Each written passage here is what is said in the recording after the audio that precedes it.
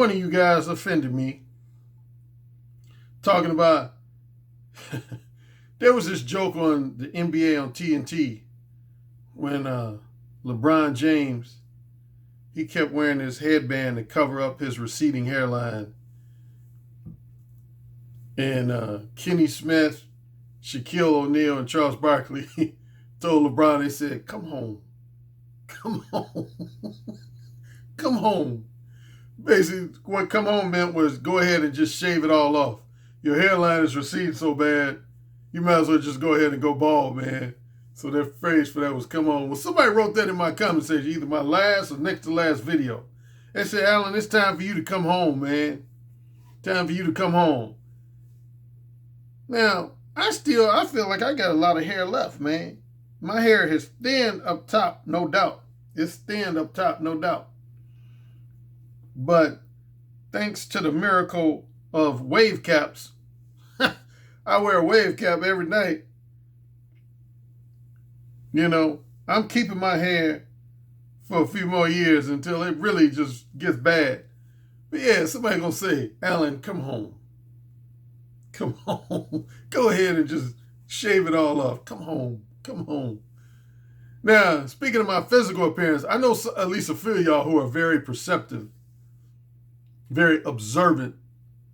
Y'all like, ARC look like he getting a little chunky again. ARC look like he getting a little chunky again. And if that has been your observation, you're right. Man, I got to get focused again. I've been unfocused, man. I exercise pretty regularly, but on the nutrition end, I've been slacking off. I've been eating a lot of ice cream and stuff. And yeah, man, do you know since late December of last year, which was one of my lowest weights in a long time. If you remember, in late December, I got down to 207. 207, which was my slimmest weight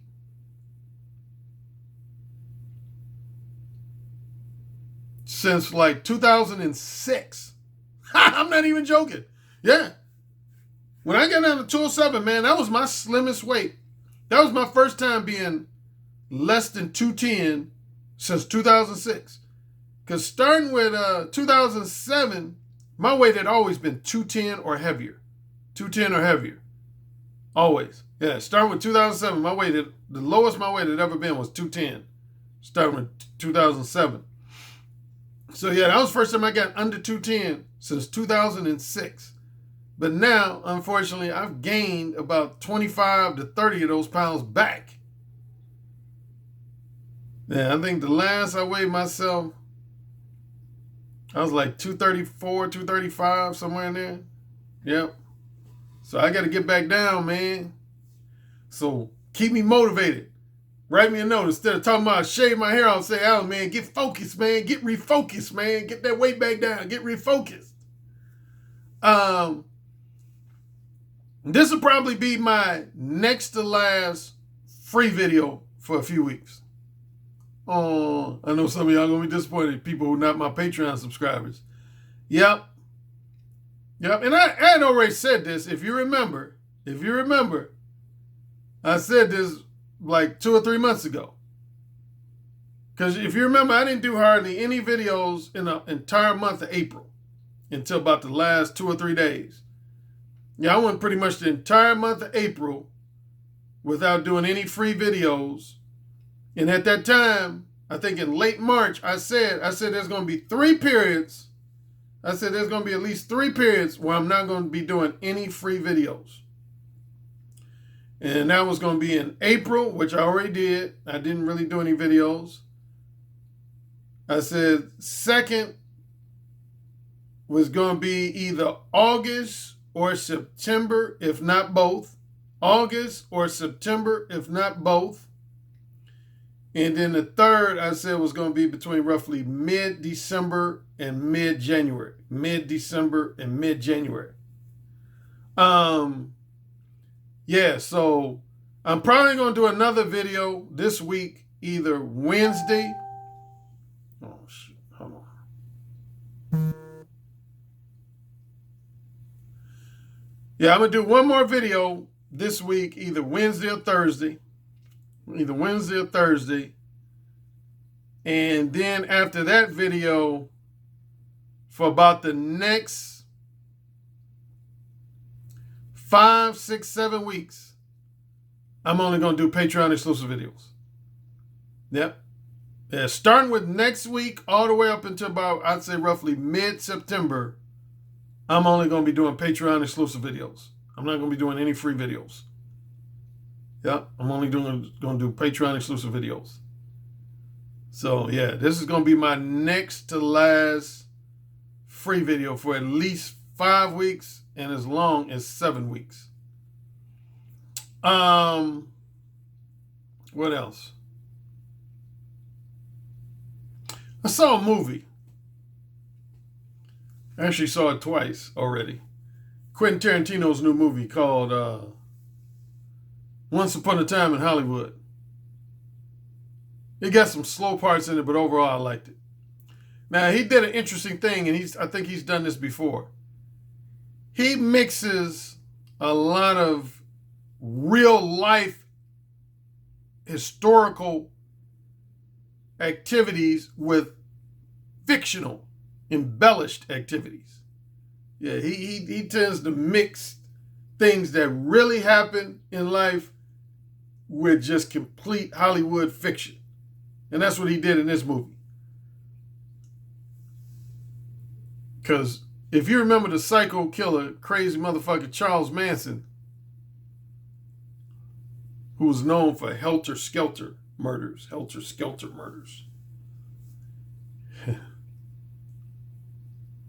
He changed some historical facts because there was a woman actress got killed named Sharon Tate, and in the movie, well, I don't want to give away spoilers. Here's what's interesting though, man. Here's why Charles Manson, even though he's a psychotic killer, is worth bringing up in my video. That motherfucker had a lot of seductive influence over women in the 1960s. And yeah, he had a lot of influence over women. That motherfucker was crazy. He was psychotic, man. He was crazy. Why do you think he had so much influence over women? Given the fact that he was crazy.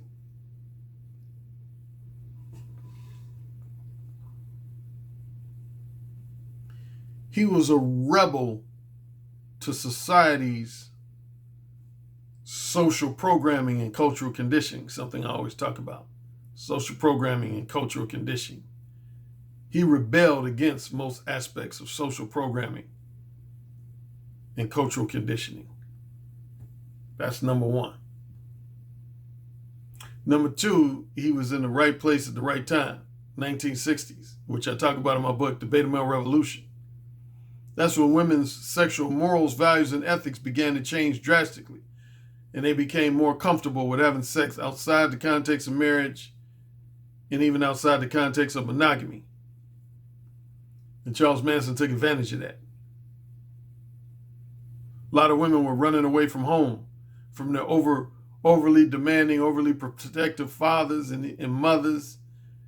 And he was there with open arms, welcoming those runaways. He was non-judgmental about women's sexuality. Something I talk about in Who Said Again. He was discreet. Something I talk about in Who Said Again. He didn't believe in owning pussy. He believed in sharing pussy. But a lot of hippies back then believed in that. That was called the free love movement. Free love movement and sexual revolution. Where nobody didn't believe in owning someone else's body. They believed in freely sharing their dick, sharing their pussy with everybody who wants it. Charles Manson took advantage of that. And that motherfucker had dozens of women under his spell. Dozens. See, on paper, you look at it, you say, damn, that motherfucker was crazy. How come us good men can't have influence like that? When this crazy psycho killer got all this influence over these women. He rebelled against social programming and cultural conditioning. He was non-judgmental, discreet. He was not a jealous, possessive, territorial type dude.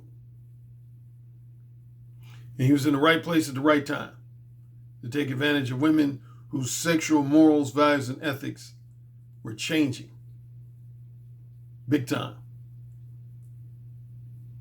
So, it's a movie, I think, for most of y'all. Now, a lot of you young guys, y'all ain't going to get the movie because it's a lot of references in there that young people just not going to get. If you're a man that's like roughly 45 years of age or older, and you had a love for old movies, old TV shows, Hollywood, nostalgia, then that movie's going to resonate with you. And I wrote that on my Facebook page. But, yeah, if you're a young person, there's just going to be a lot of stuff you're just not going to get about that movie. Speaking of old school, I did one of my 2 Patreon exclusive live streams this past Thursday. And I forget how we got on the subject, but I was asking a lot of I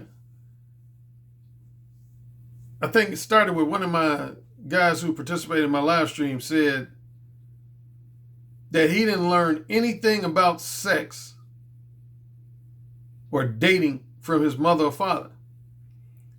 And I asked the rest of the guys in my chat room for my Patreon exclusive live stream, I said, how many of you, if any of you other guys in here didn't learn very little, if anything, about sex or dating in general from your mother and father, press number 2. And a whole bunch of number 2s came up. Shit, it seemed like damn near the whole chat room pressed number 2. And that kind of almost simultaneously mildly surprised me, but didn't surprise me at all. Because I used to talk about this a few times on my blog talk. When I did my blog talk radio show, I interviewed some women who were sexologists and sex therapists. And one of the things I remember at least 2 or 3 of them mentioning is that they found that a lot of mothers and fathers rarely, if ever, have lengthy discussions with their children and teenagers about fucking.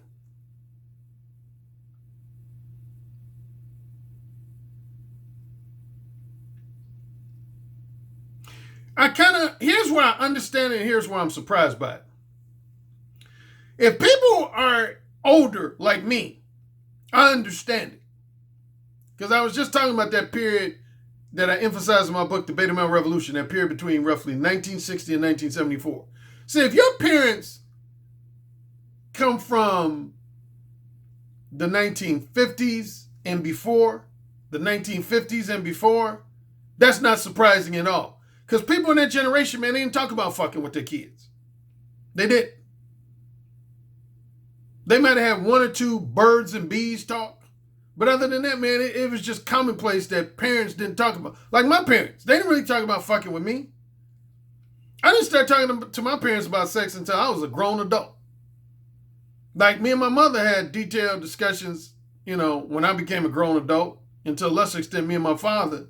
But when I was like a child or teenager, my parents never really talked about fucking. The only advice my father gave me when I was a teenager was wear a condom. That was it. Wear a condom. And that's why a lot of young guys gravitate towards me. Because, one flattering compliment I get is that, Alan, you're either the father I never had or the big brother I never had. And I appreciate both of those compliments. But yeah, man, people in that generation just didn't talk about fucking to do with their kids. Now, I'm a little more surprised about the younger guys who right now are anywhere between, 18 and 29.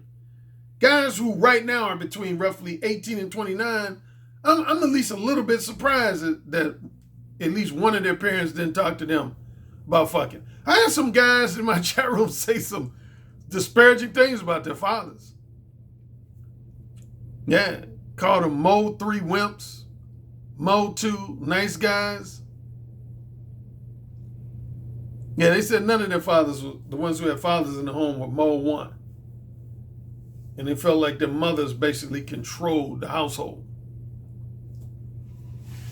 I've heard that a lot from my male clients, that they had very domineering moms who overshadowed the influence of their fathers or stepfathers,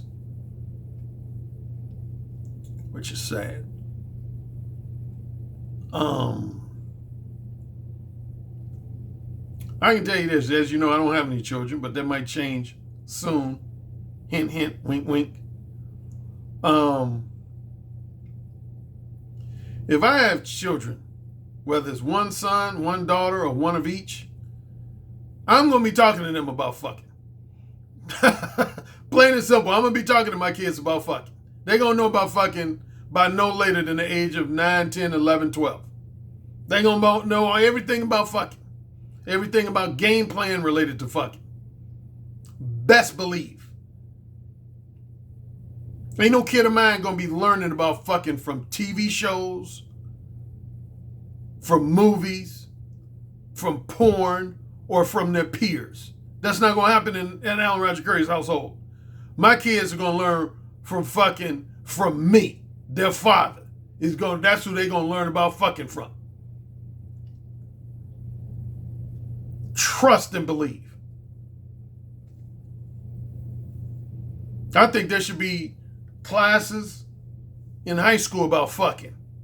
And I'm not saying that lightheartedly, I do. If not about fucking, specifically about dating in general. I don't remember any classes in high school that centered around dating.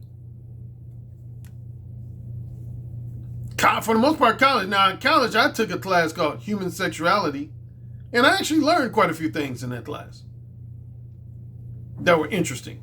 If I had to highlight 2 or 3 things I learned in that class, was that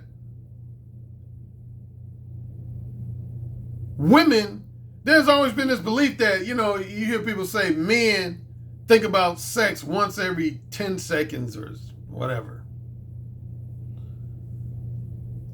Women actually entertain more sexual fantasies than men do. I learned that in Human Sexuality, and I've heard it since then. Yeah, women actually entertain on a day-to-day, week-to-week, month-to-month basis. Women entertain more sexual fantasies in their head than the average man does.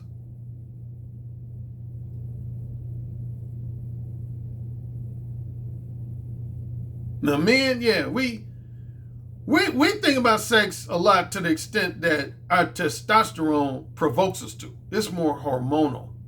Our testosterone just provokes us to want to, because we have millions, hundreds of millions actually, of little spermatozoids swimming in our testicles every day. And so it's no surprise that men get horny, because we got a bunch of little swimmers in our balls. That's half of what makes us horny. It ain't just a mental thing. We got a bunch of spermatozoids swimming. Just picture a bunch of little fish in your balls just swimming around, man, and massaging your testicles, man. That's going to make you want to release those motherfuckers.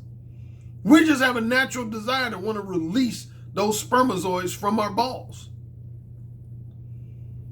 So we got a defense for why we think about fucking. We got a bunch of swimmers. Women don't have a bunch of swimmers in their vagina. We got a bunch of little swimmers. These little miniature, almost microscopic swimmers. Hundreds of millions. Not just dozens, not hundreds. Hundreds of millions in our balls.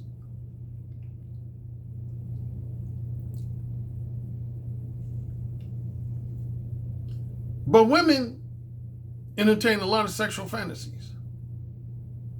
What's another thing I learned in human sexuality class in college? That there's no objective definition. I was just talking about this yesterday with somebody. There's no objective definition of what's kinky. My kinky could be your normal. And your kinky could be my normal. Like, I get a couple of examples. Some people might say, well, people have sex in public, that's kinky. Says who?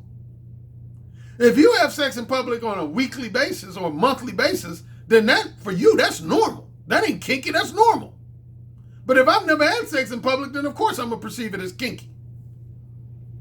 If you have group sex with more than one partner on a weekly basis, monthly basis, then that's normal for you. But if I've never had group sex, which I have, I would perceive that as kinky. So there's no objective definition of what's kinky and what's normal. That's all subjective. That's all subjective. Taking a step further, my human sexuality professor told us that a lot of people misuse the term perverted. You know how women, if you tell them you did something real kinky, they say, oh, not only are you kinky, but you're perverted. Or even some men will call certain sexual acts perverted. But what our human sexuality professor told us is that the only thing that's truly perverted is if you want to have sex in a manner that's unnatural and has no potential to lead to babies.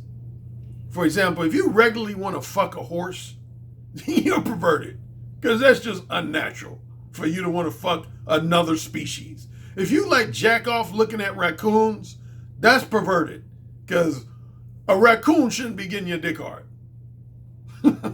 Looking at a raccoon's ass and tail shouldn't be getting your dick hard. So that's some perverted shit. If you get hard looking at a 4-year-old little girl, even though that's a human being within your species, that's unnatural. Because a 4-year-old little girl can't produce babies for you. Can't produce babies for you. So that's unnatural because it can't lead to babies. Now, on the flip side, if you're, say, a 25-year-old guy and your dick gets hard looking at a 14-year-old girl, some people would argue that that's perverted because she's underage. That's actually not perverted. That's just illegal for you to have sex with her, but it ain't perverted. That's what our professor broke down. That's illegal because if you have sex with that 14-year-old girl, that would be representative of statutory rape, but that's not perverted because a 14-year-old girl can't have your child. A 14-year-old girl can't have your child. So it's not, our professor, he said, you know, a lot of people have heated debates about that, but he said that is not truly perversion, 14, 15-year-old girl, because those girls can have a baby for you. It's just that our laws prevent you from having sex with women underage, primarily because they don't feel like they're intellectually and emotionally mature enough to handle the responsibility of raising a baby. That's why you have statutory rape laws. It's not because they don't feel, the government doesn't feel like they're physically mature enough to have a baby. Once a woman gets her period, she's physically mature enough to give birth to a child. Period. Once a girl starts having a regular menstrual cycle, and side note on that, do you know I've had many conversations with women that they told me their own mothers or fathers never explained to them about their menstrual cycle. That's a damn shame. That's a damn shame. Every mother should be explaining to her daughter about her menstrual cycle. What kind of fucked up motherhood is that? And if the daughter's raised by a father, then the father should be telling her. I hate all this treating conversations about sex like they're taboo and forbidden. Again, Alan Roger Currie had kids, they're going to know everything to do with their bodies, their sexuality, and everything related to it. I ain't going to have them learning from the streets, their peers, TV shows, cable TV shows, movies, and porn. Fuck that. I'm going to be their professor. I'm going to be their personal sex professor.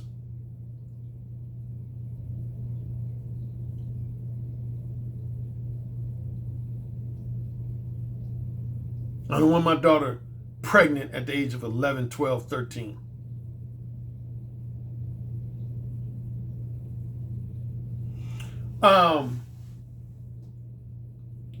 So yeah, man, but yeah, the government doesn't feel like most women or boys for that matter, not just girls, boys too. They don't feel like they're intellectually or emotionally mature enough, as well as they're not in a financial position to raise a child. When you're still in middle school or high school, you don't have a pot to pee in and a window to throw it out of. You broke. You're living off your parents. How the fuck you gonna raise a baby?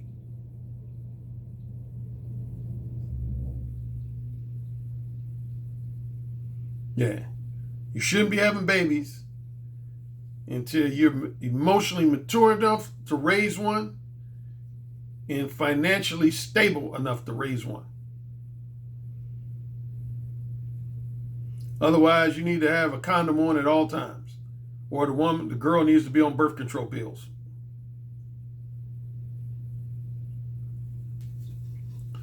Final thing I want to talk about is, I've been being hard on a lot of these black pill type guys who I consider from the black pill brigade, BPB, Black Pill Brigade, that love to troll my channel, troll my comment sections until I delete their comments. Here's the thing you Black Pill Brigade guys don't realize. I have my most notorious philosophy of no free attention, which 100 million people have tried to duplicate, copy, plagiarize. No free attention. Here's the thing, man. When you constantly whining and complaining about women, you still giving them free attention. You're still giving them free attention. There's a saying in the world of advertising and public relations that bad publicity is still publicity. Bad publicity is better than no publicity. Negative attention is better than no attention. Most women feel that way. Negative attention is better than no attention. You guys think you're really agitating women by giving them negative attention, but you're still giving them attention. You still giving them attention.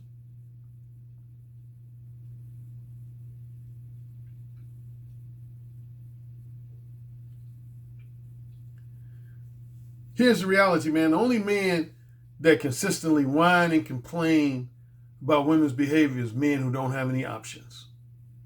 I've never in my life, never, ever, ever, ever, ever, ever, ever, ever, ever, ever, ever, ever, ever met a man, a heterosexual man in real life that had 2 or more options for desirable female sexual companionship that was always complaining about women. At least on a personal and social level. Now, maybe on some other aspect of his life. Like, for example, I've always said, like me, when I was younger, I never used to complain about women on a personal and social level, but I used to complain about them like a motherfucker on a professional level because I hated working for women.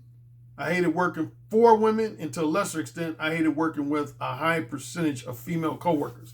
Until that infamous time when my father laid me out in 1995 and told me, son, quit acting like a damn bitch. He didn't use those exact words, but essentially that's what he said. Quit whining like a little bitch. Get motivated to become self-employed so that you don't have to work for women or with women unless you want to. And now I'm self-employed. I don't bitch about women in the workplace. No options leads to bitching. No options leads to bitching. Yep. When you're a man with no options, you're always going to do a lot of whining and bitching. When you don't have any desirable options for female sexual companionship, and you're romantically frustrated, sexually frustrated, you're going to do a lot of bitching. End of story. Same with women. Most of women who get on social media and YouTube and bitch about men's behavior on a week-to-week, month-to-month basis, they sexually frustrated. They romantically and sexually frustrated. They either ain't getting no good dick at all, or they might be getting some good dick, but the men who giving them good dick ain't sharing no time with them non-sexually. They ain't spending no money on them. They ain't sharing no time with them non-sexually, and they just using their mouth and using their pussy and their asshole for their own self-serving self-gratification. And women are frustrated by that. So they get on YouTube and bitch. Bitch, bitch, bitch, bitch, bitch.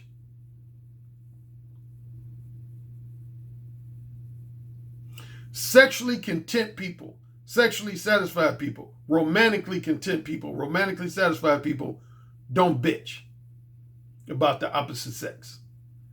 At least not as it relates to dating relationships. Again, they might be bitching about, they got poor customer service at a restaurant or grocery store or something like that. Or their next door neighbor might be a bitch who plays her music too loud or something like that. Some non-romantic, non-sexual context. But the bottom line is, when you give women negative attention, you're still giving them free attention. When you give women negative attention, you're still giving them free attention. And in my Patreon exclusive portion today, I'm going to talk about that very thing. How you men who give a lot of women free attention, guess who you helping out? Not only are you helping out women, you satisfying their egos, but you helping out womanizing alpha males who have absolutely no desire to give these women free attention. I'll cover that in my Patreon exclusive portion.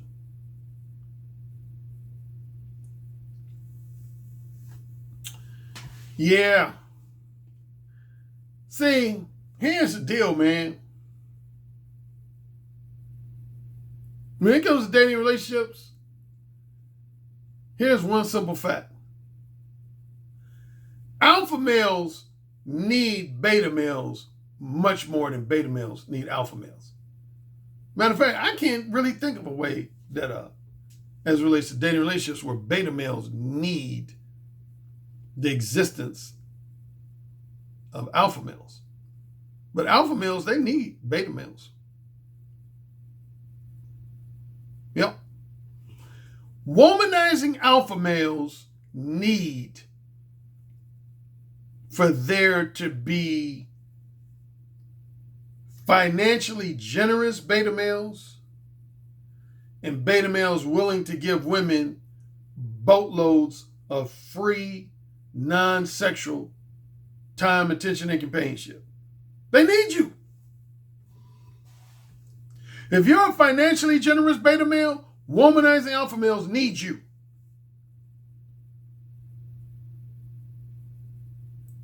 If you're a man, a beta male who loves to just freely give women full and indefinite access to your non-sexual time, attention, and companionship, womanizing alpha males need you. Not only do the women you interact with need you, but womanizing alpha males need you to continue their game. I remember when I first got on YouTube, man, and started talking about no free attention. I used to always have at least a handful of guys that would come in my comment section and lightheartedly criticize me and admonish me. They say, Alan, what you doing, man? What you doing?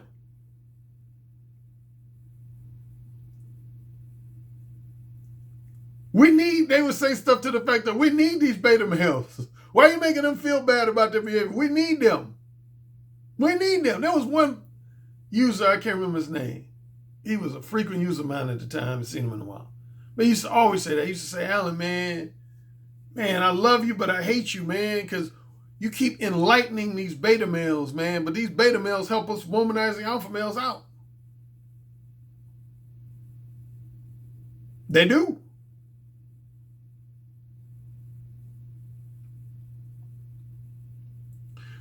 When I was at the height of my period of being a womanizing alpha male, I depended on beta males. Yes, sir. Yes, sir. Did some scandalous shit related to beta males. I remember one time I used to do this. Y'all know I used to do my first regular audio podcast I did was with the dating coach Steve the Dean Williams. It was called The Black Book Cafe. We did that, me and Steve did that from October of 2006 until March of 2007, and then we moved to Blog Talk Radio. in April of 2007. And then we had an infamous falling out in late April, early May of 2007, because he said all black women were bitches.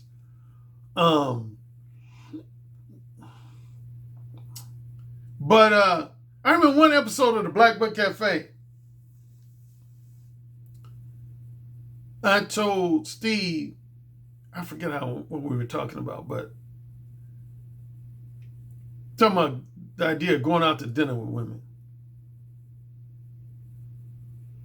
And this is going to either at minimum disappoint some of you guys and even maybe agitate some of you guys, knowing that I used to work on the other side.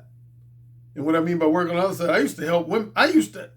Here's my confession, and I've confessed this before, but some of my newer ones probably don't know about this confession. Do you know there was a time in my past, before I became a book author and a dating coach, I used to help women manipulate beta males. Sure did. Yep, I did. When I was in my 20s and like early to mid 30s, I used to help women manipulate naive and romantically and sexually desperate beta males. Yep, I literally, that's why I say I used to be on the other side. Yep, I used to give women tips and pointers on how to manipulate beta males. But see, I made up for it by becoming a book author and a dating coach. Then I flipped it around. Then I started exposing all of women's manipulative ways, which is what I continue to do to this day. But yeah, there was a time in my mid to late 20s and early to mid 30s, I didn't do it on a week-to-week basis, but yeah, from time to time, I would help women manipulate beta males. Like, here's one thing I would do. I would tell women, for example, I would say, like, say I had a fuck buddy named Janet. Let's say I had a fuck buddy named Janet, and we was fucking. We weren't boyfriend, girlfriend, we was just fucking. And Janet might say to me, there's this guy that I work with that has the biggest crush on me. He's always complimenting me, telling me how beautiful I am, telling me how sexy I am, but I'm just not attracted to him. And I would say, hey, have that dude take you out to dinner. Have him take you out to dinner. Get a free meal off him. And my fuck baby would say, really? You think I should? I said, yeah. Get at least 1 or 2 free dinners off of him. Well, what if he takes that as I'm interested in him? I said, oh, after the first date, second date, or third date, just give him the talk. Bat your eyes, tilt your head, and say, oh, Brian, you're such a great guy. I wish I was more attracted to you than I am. But I just look at you as a friend, a good friend. I would love for you to become a good platonic friend of mine. But as far as any romantic or sexual relationship, I just have no interest in you. Now I say, break it off right there. And make sure you bring me home a doggy bag of food, which 3 out of every 4 times they would. I know some of y'all like, damn, that's fucked up, Alan. That's fucked up that you did that. Yeah.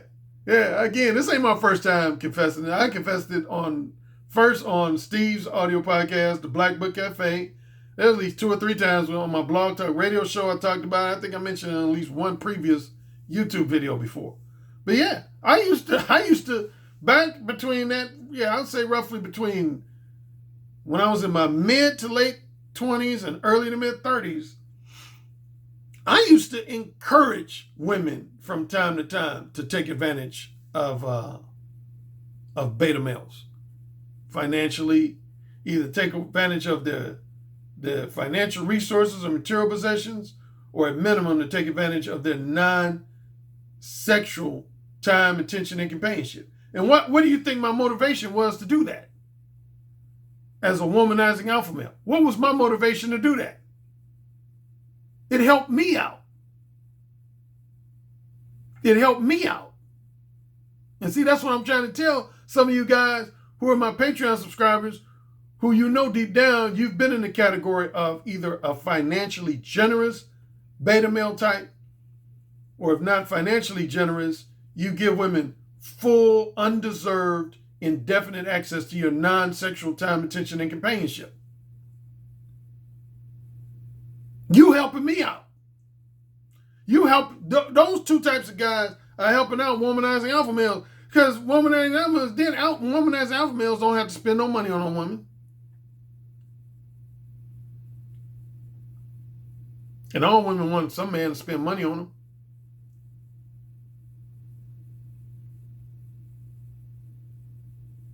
Don't have to spend hardly any time with them non-sexually, because the beta males are taking care of that.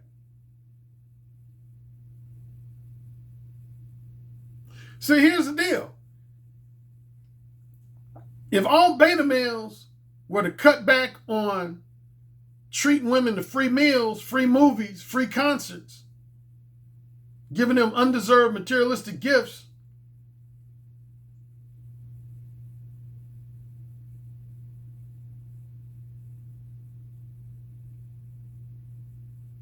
and cut back on the amount of access women have to your non-sexual time, attention, and companionship,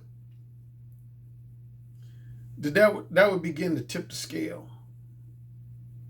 That would begin to tip the scale. And women would start forcing the alpha males in their life to give them more non-sexual attention.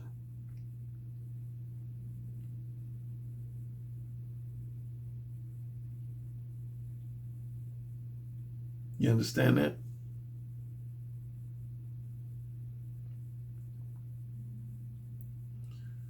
Womanizing alpha males depend on the financial generosity of romantically and sexually desperate beta males. It helps them execute their game. Womanizing alpha males depend on beta males who are generous with their non-sexual time, attention, and companionship, because it helps them run their game. Womanizing alpha males need romantically and sexually desperate beta males way more than vice versa. What does a romantically and sexually desperate beta male need an alpha male for to enhance his love life and sex life? What? Think about it. What do you need an alpha male for to enhance your game?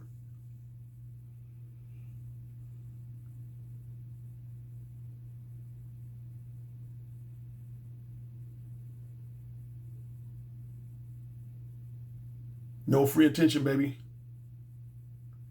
No free attention. You know my policy. If you're not receiving regular or semi-regular sex from a woman, then you shouldn't be spending no money on them, any significant amount of money on them, and you shouldn't be giving them full and indefinite access to your non-sexual time, attention, and companionship. Or secondly, if you're not having sex with a woman, the minimum thing a woman should be doing is doing something on a business end to help you enhance your career, help you improve your finances. Or maybe she's like a personal trainer. She's helping you improve your health and fitness. She's helping you improve some other aspect, the quality of some other aspect of your life, if not the sexual aspect of your life, some non-sexual aspect of your life. If a woman ain't doing one of them two things, if she's not satisfying your sexual needs and urges, she's not helping you improve some other quality of your life, be stingy as fuck with this and be stingy as fuck with your time. Get it? Got it? Good. I'll talk to you again on Wednesday or Thursday. Then again, after that, so for you Patreon subscribers, you're on the good side of things.